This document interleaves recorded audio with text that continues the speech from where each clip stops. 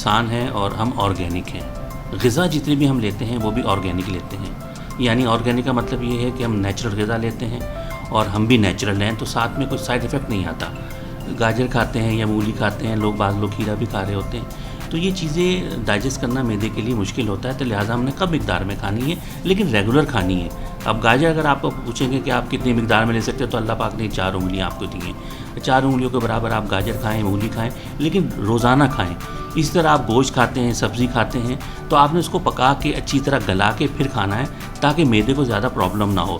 لوگ جو زیادہ تر کچی چیزیں کھاتے ہیں تو ان کے معدے جو ہے 40 سال کے بعد 45 سال کے بعد جو ہے وہ خراب ہونا شروع ہو جاتے ہیں، اور ان کو اس کی نشانی یہ ہوتی ہے کہ ان کو کھٹی ڈکاریں آ رہی ہوں گی یا بے چینی ہوگی تو ان کو کھانا ہضم نہیں ہوگا. تو آپ نے نیچرل غذا لینی ہے.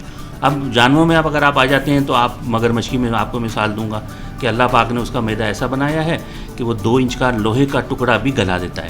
اب آپ اسی طرح اپنے روزمرہ کے استعمال میں آپ معاشرہ میں دیکھتے ہوں گے کہ کوا جو ہے وہ ساری گڑی سڑی چیزیں کھا لیتا ہے اور ڈائجسٹ کر لیتا ہے، بیمار نہیں ہوتا. اس کے مقابلے میں اگر آپ دوسرا پرندہ دیکھیں، کبوتر کو دیکھ لیں، تو وہ ایسی چیزیں کھا کے ہضم نہیں کر سکتا.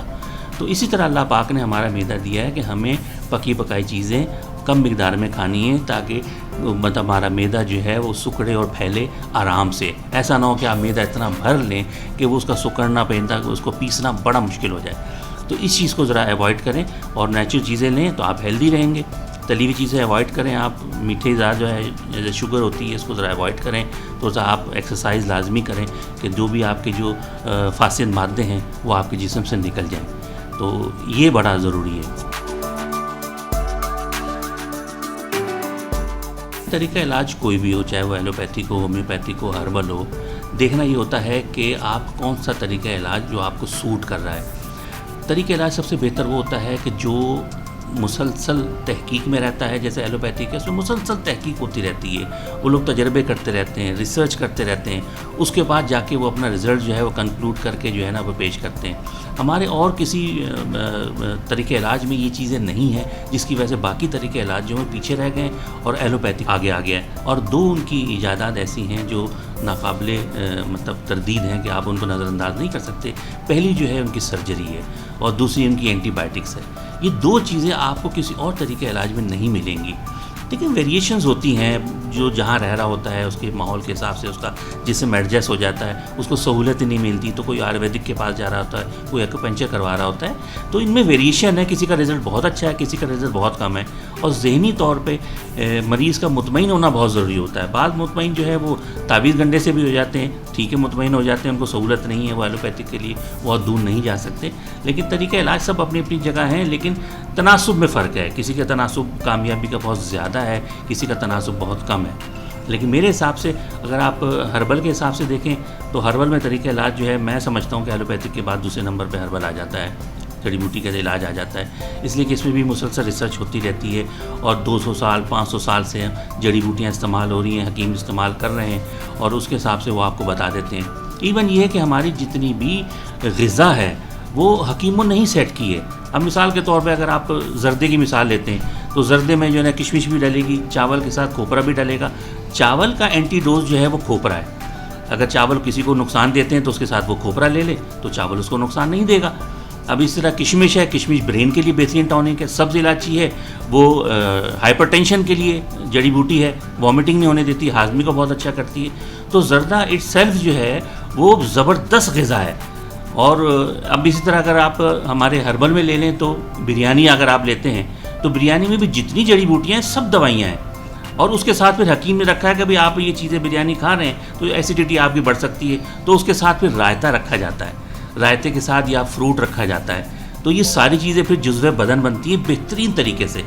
پانی زیادہ تر یہی کہا جاتا ہے کہ بھئی آپ 1.5-2 گھنٹے کے بعد پئیں تاکہ ہمارے معدے کے اندر جتنی بھی انزائمز ہیں، ایسڈز ہیں، وہ اچھی طرح کام کر لیں، اس کو پسائی میں مدد دے دیں، اچھی طرح غذا کو پیس دیں اور وہ اپنا کام کر کے پھر وہ غذا کو آگے بڑھا دیتی. اس وقت آپ 1.5-2 گھنٹے کے بعد پانی پی لیں تو کھانا بھی آپ کا صحیح ہضم ہوگا اور جزو بدن بھی بنے گا. جزو بدن بننا بہت ضروری ہے. اگر آپ بہت اچھی خوراک لے رہے ہیں لیکن آپ کی ایبزارپشن اچھی نہیں ہے، جو بڑی آنت میں آپ کا کھانا ایبزارب ہوتا ہے، تو پھر اچھی خوراک کھانے کا فائدہ کوئی نہیں ہے. آپ کم غذا لیں لیکن یہ کہ صاف ستھری لیں. میں تو زیادہ تر اپنے دوستوں کو یہ کہتا ہوں کہ بھئی آپ کے سامنے کوئی بھی غذا آتی ہے, کوئی بھی چیز, پانی پینے کو آتا ہے, کچھ بھی آتا ہے, پہلے آپ اس کو سینسر کریں. اپنے ذہن میں پہلے سوچیں آپ کہ یہ جو میں چیز لینے جا رہا ہوں میرے بدن کے لیے فائدہ مند ہے کہ نہیں ہے. اگر نہیں ہے تو اس کو سینسر کر کے سائڈ پہ کر دیں, اور اگر آپ دیکھتے ہیں کہ ہاں یہ میرے لیے فائدہ مند ہے تو آپ بے شک لیں, وقفے وقفے سے لے لیں یا ایک ساتھ لے لیں, اس کو رچ کے کھائیں آپ. اور انسان کا بدن اللہ پاک نے بڑی سخت محنت کے لیے بنایا ہے, تو سخت محنت کریں, غذا خوب کھائیں, صاف ستھری, آپ ہیلدی رہیں گے, کوئی انشاءاللہ تعالیٰ پریشانی نہیں ہوگی. آگہی کیسی دی جائے؟ تو آگہی کے لیے میرے حساب سے سب سے بہتر جو طریقہ کار ہوتا ہے وہ یہ کہ رائٹنگ میں ہونی چاہیے چیز. اگر آپ رائٹنگ میں کسی کو چیز دیتے ہیں کہ میں اس وقت نہیں پڑھ سکا تو میں نے جیب میں رکھ لی, میں نے گھر جا کے پڑھ لیا, اس کا نسخہ بھی دیکھ لیا, طریقہ استعمال بھی دیکھ لیا, بار بار دیکھ لیا, کسی دوسرے حکیم سے پوچھ بھی لیا. لیکن ٹی وی میں اگر کوئی پروگرام آتا ہے تو وہ میں کسی سے ڈسکس نہیں کر سکتا. مجھے آدھی چیز یاد رہی, آدھی چیز نہیں یاد رہی, اس کی ڈوز کیا تھی, اس کو کیا کرنا تھا, کس طرح لینا تھا, تو نہیں پتہ چلتا. تو کوشش کریں کہ جو بھی نسخے اچھے دیں. مثال کے طور پہ میں آپ کو دیتا ہوں, جیسے کولیسٹرول ہے, کولیسٹرول ہر تیسرے آدمی کو کولیسٹرول بڑھ جاتا ہے, اس لیے کہ ہم لوگ تلی ہوئی چیزیں بہت کھاتے ہیں. تو اس کے لیے بہتر یہ ہے کہ آپ کالی مرچ اور میتھی دانہ, اگر آپ کو یاد ہو تو میتھی دانہ بچپن سے ہم دیکھتے تھے کہ ہماری جو بزرگ خواتین ہیں وہ ہر کھانے میں ڈالتی تھی, اس لیے کہ میتھی دانہ جو ہے وہ خون کی چکنائی کم کرتا ہے, اور کالی مرچ معدے کے لیے بہت اچھی ہوتی ہے. ان دونوں کے کمبینیشن سے کولیسٹرول جو ہے 3 مہینے کے اندر اندر بالکل ختم ہو جاتا ہے اور 100% سیف ہے. اس کے علاوہ میتھی جو ہوتی ہے وہ آپ کے مسلس کو بھی, پٹھوں کو بھی مضبوط کرے گی, ڈائبٹک کو روکے گی, ہڈیوں کو مضبوط کرے گی, آپ کو فریش رکھے گی. تو 2 جڑی بوٹیوں سے کتنے ملٹیپل فائدے ہو رہے ہیں. تو اس لیے جڑی بوٹی جو ہے نا وہ سب سے بہتر رہتی ہے کہ آپ اس کا استعمال کریں. تو میرا پھر وہی کنکلوژن یہی ہے کہ آپ رائٹنگ میں دیں, جو بھی نسخہ دیں رائٹنگ میں دے دیں تو وہ سب سے بہتر رہے گا. آگہی کے لیے عوام کی بہت ضروری ہے.